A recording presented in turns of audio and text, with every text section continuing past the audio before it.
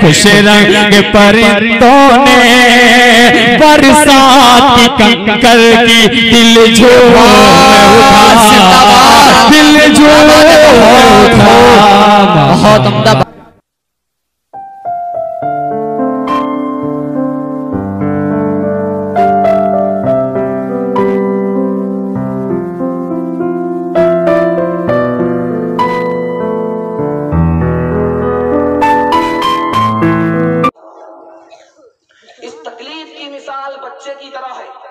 کیسے آپ کا دل بہت مضبوط ہوگا۔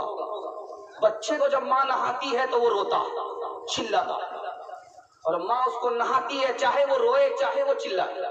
کیوں؟ ماں کو معلوم ہے کہ جب تک یہ نہائے گا نہیں اس کا میل کچیل صاف نہیں ہوگا۔ اللہ کو معلوم ہے کہ جب تک بندے پر تکلیف نہیں ہوگی گناہ کا میل کچیل صاف نہیں ہوگا۔ ایک راز سنیے، اللہ قبول فرمائے، اپنی محبت ہم سب کو عطا فرمائے، ہم سب کے ایمان کو مضبوط فرمائے۔ دھیان دیجیے گا، دوست کو بھی اللہ تکلیف دیتا، دشمن کو بھی تکلیف دیتا۔ یہ راز کیا ہے؟ میں سنا رہا ہوں۔ یہودی مر رہا ہے، فرشتہ آیا انسان کی شکل میں، تمہاری آخری خواہش کیا ہے؟ مچھلی کھانا چاہتا ہوں، کھلا دیا۔ مسلمان مر رہا ہے، فرشتہ انسان کی شکل میں آیا کہ تمہاری آخری خواہش کیا ہے؟ کہ تیل پینا چاہتا ہوں، زیتون کا تیل پینا چاہتا ہوں، تیل گرا دیا۔ فرشتوں نے اللہ سے پوچھا، اے میرے پروردگار، تیرا وہ دشمن ہے یہودی، اس کی خواہش پوری کی جا رہی ہے، اس کو مچھلی کھلایا جا رہا ہے، لیکن تمہارا یہ دوست ہے مسلمان، اس کو تیل نہیں پلایا جا رہا، اس کی خواہش پوری نہیں کی جا رہی ہے۔ تو اللہ کی طرف سے جواب آیا، دشمن کے ساتھ میرا اور معاملہ ہوتا ہے، دوست کے ساتھ میرا اور معاملہ ہوتا ہے۔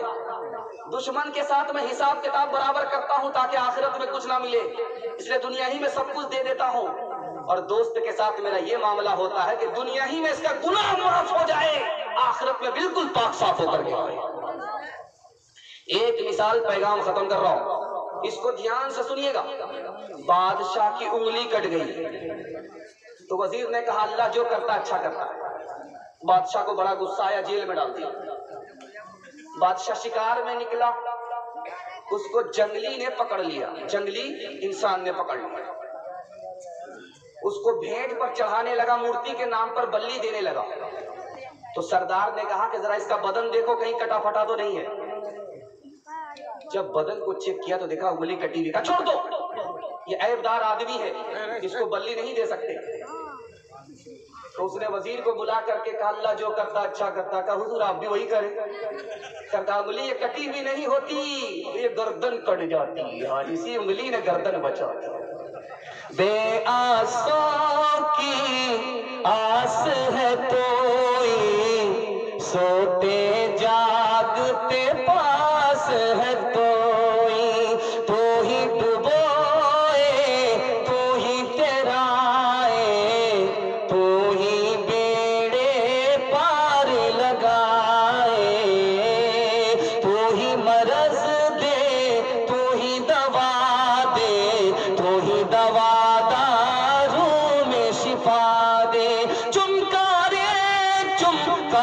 کے مارے مارے مار کے پھر چمکارے، پیار کا تیرے پوچھنا کیا ہے، مار میں بھی ایک تیری مزہ ہے۔ ایک پیغام بڑا پیارا، اگر آپ سنیں گے تو آپ کا ایمان مضبوط ہوگا، انشاءاللہ سنیں گے؟ ہاتھ اٹھائیے انشاءاللہ۔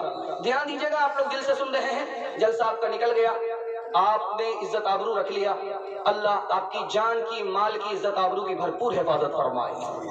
کل کے جلسے کو کامیاب کرانے کے لیے صرف 2 پیغام رہ گئے ہیں، آپ کو میں سناتا ہوں، 5 منٹ میں آپ کا جلسہ ختم ہو رہا ہے۔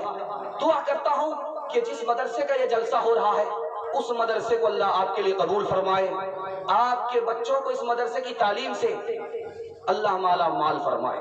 دھیان دیجیے گا، سنانے کے لیے جا رہا ہوں۔ ہمارے گھر میں کسی کا علاج چل رہا تھا، پٹنہ سے انتقال کر جاتا، تو وہاں پر ایک آدمی بولتا ہے کہ اگر سلی گوڑی جاتے تو یہ بچ جاتا۔ پٹنہ سے علاج چل رہا تھا، پورنیہ سے علاج چل رہا تھا، انتقال کر گیا، تو کیا کہتا ہے اگر سلی گوڑی چلے جاتے تو یہ بچ جاتا۔ یہ غلط ہے، آپ یہ بولیے اس کے مقدر ہی میں یہی لکھا ہوا تھا۔ دوسری بات یاد رکھیے، جب آپ کے گھر میں کسی کا جنازہ اٹھے تو صدمہ کرنا ہے، لیکن حد سے زیادہ صدمہ نہیں کرنا ہے۔ کیوں؟ مرنے میں کسی کا اختیار نہیں ہے، جینے میں کسی کا اختیار نہیں ہے۔ جب ہمارے اختیار کی چیز ہے ہی نہیں تو حد سے زیادہ صدمہ کرنا بیکار۔ اللہ نے دیا تھا، اللہ نے دیا۔ دوسری بات یاد رکھیے، چھوٹا بچہ آپ کے گھر میں ہے، بے فکر رہتا ہے، کوئی ٹینشن میں نہیں رہتا ہے، وقت پر آتا ہے، کھاتا ہے اور ہاتھ صاف کر کے 9-11 ہو جاتا ہے۔ جو ٹینشن ہے وہ کس کے لیے ہے؟ ماں باپ کو۔ یہاں پہ کود رہا ہے، وہاں سے گر رہا ہے، پیٹ ٹوٹ گیا تو ماں باپ کو ٹینشن۔ بچہ بے فکر ہے، کیوں بچہ بے فکر ہے؟ اس کا ٹینشن اس کا ماں باپ لے رہا ہے۔ جب ہمارا خدا ہمارا ٹینشن لے رہا ہے تو ہم کو ٹینشن لینے کی ضرورت کیا ہے؟ چوتھی بات کو یاد رکھیے، اس دنیا میں اگر آپ کو سکون چاہیے تو ایک کام آپ کو کرنا ہوگا، میں آپ کو بتا رہا ہوں لائن بلائن، مسجد آنا پڑے گا، آپ کو سکون ملے گا۔ نماز پڑھنی پڑے گی، آپ کو سکون ملے گا۔ اپنے سے نیچے لوگوں کو دیکھیے، سکون ملے گا۔ اور جب آپ کے گھر مصیبت آ جائے تو کہیے کہ اللہ نے دیا ہے اور اللہ ہی اس کو دور کر دے گا، آپ کو سکون ملے گا، آپ کی بے چینی ختم ہو جائے گی۔ ایک مثال پر پیغام ختم کر رہا ہوں، میں انصاف سے آپ سے پوچھتا ہوں، ایک آدمی نواب ہے، دولت بہت زیادہ ہے، لیکن اس کو بیماری لگی ہوئی ہے، وہ پسند کا کھا نہیں سکتا، وہ پسند کا پی نہیں سکتا۔ دوسرا آدمی غریب ہے، مزدور آدمی ہے، روز مزدوری کرتا ہے، اس کو بیماری نہیں ہے، ساگ روٹی کھاتا ہے، خراٹے کی نیند سوتا ہے۔ اب میں آپ سے سوال کرتا ہوں کہ وہ امیر بڑھ کر کے ہے یا غریب بڑھ کر کے ہے؟ آپ بھی دل پر ہاتھ رکھ کر کے کہیں گے کہ نہیں، اس امیر سے بڑھ کر کے یہ غریب ہے، کہ اس امیر کے پاس دولت تو ہے، راحت نہیں ہے، اس غریب کے پاس دولت تو نہیں ہے لیکن راحت موجود ہے۔ ایک مثال دیتا ہوں، پیغام ختم کر رہا ہوں، ایک مثال پر پیغام ختم کر رہا ہوں۔ بادشاہ نے وزیر سے کہا جو سب سے اچھی سبزی ہے اس کو لے کر کے آؤ، بازار سے اچھی سبزی لے کر کے تو لے کر کے آیا، بیگن لے کر کے آیا۔ تو بادشاہ نے پوچھا کہ بیگن سب سے اچھی سبزی ہے؟ کہا ہاں حضور، بیگن سے بڑھ کر کے کوئی سبزی نہیں، اسی لیے تو اللہ نے اس کے سر پہ تاج رکھا ہے۔ بادشاہ جب کھانے لگا، جب کھجلی ہوئی تو باپ سے بیٹھو گے، اب نیند حرام۔ اس نے کہا نالائق کہیں کہ تم نے کہا تھا بہت اچھی سبزی ہے، اس کو میں نے کھایا، کھجلی ہو گئی، رات بھر کھجلاتے کھجلاتے نیند حرام ہے۔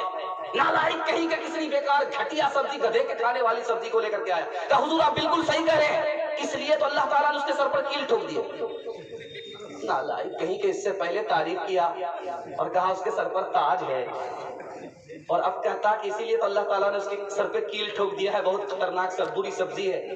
کہا کہ حضور ہم آپ بیگن کے تابع نہیں، ہم تو آپ کے تابع ہیں۔ اگر آپ کو سبزی اچھی لگتی ہے تو مجھے بھی اچھی لگ رہی ہے، میں تعریف کرتا ہوں۔ اگر آپ کو بری لگ رہی ہے تو میں تعریف کیوں کروں گا، اس لیے میں برائی کرتا ہوں۔ تیرے سونپے ہیں افرنگی، تیرے تالی ہے ایرانی، لہو مجھ کو رلاتی ہے جوانوں کی تناسانی۔ عمارت کیا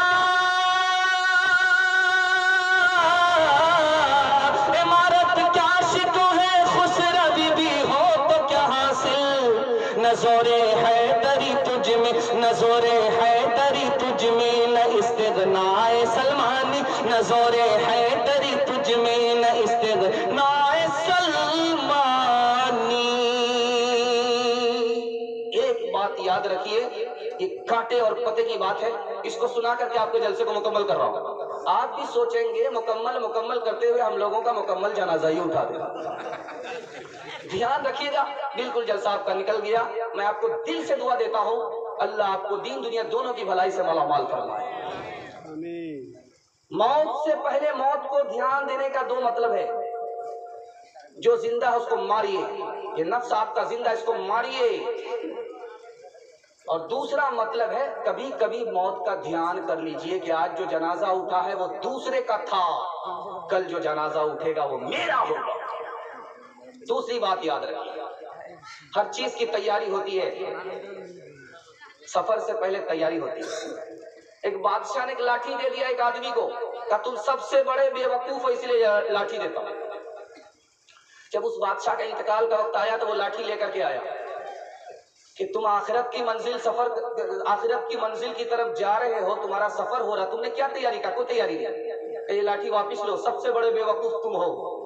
دنیا کے سفر میں تیاری کرنی پڑتی ہے، چھوٹی منزل ہے، جو سب سے بڑی منزل آخرت کی تم نے اس کے لیے کوئی تیاری نہیں کی، تم سب سے بڑے بیوقوف ہو، اس لیے میں نے یہ لاٹھی تم کو واپس کر۔ آپ جائزہ لیجئے جب تکیے پر آپ کا سر ہو، یہ سوچئے گا کہ مرنا، اور کوئی میرے ساتھ قبر میں جائے گا نہیں، اکیلا جانا ہے۔ کوئی سوال کا جواب لکھ کر کے نہیں دے گا، خود سے جواب دینا۔ خدا کے سامنے جب کھڑے ہوں گے تو خدا حساب لے گا، حساب دینا۔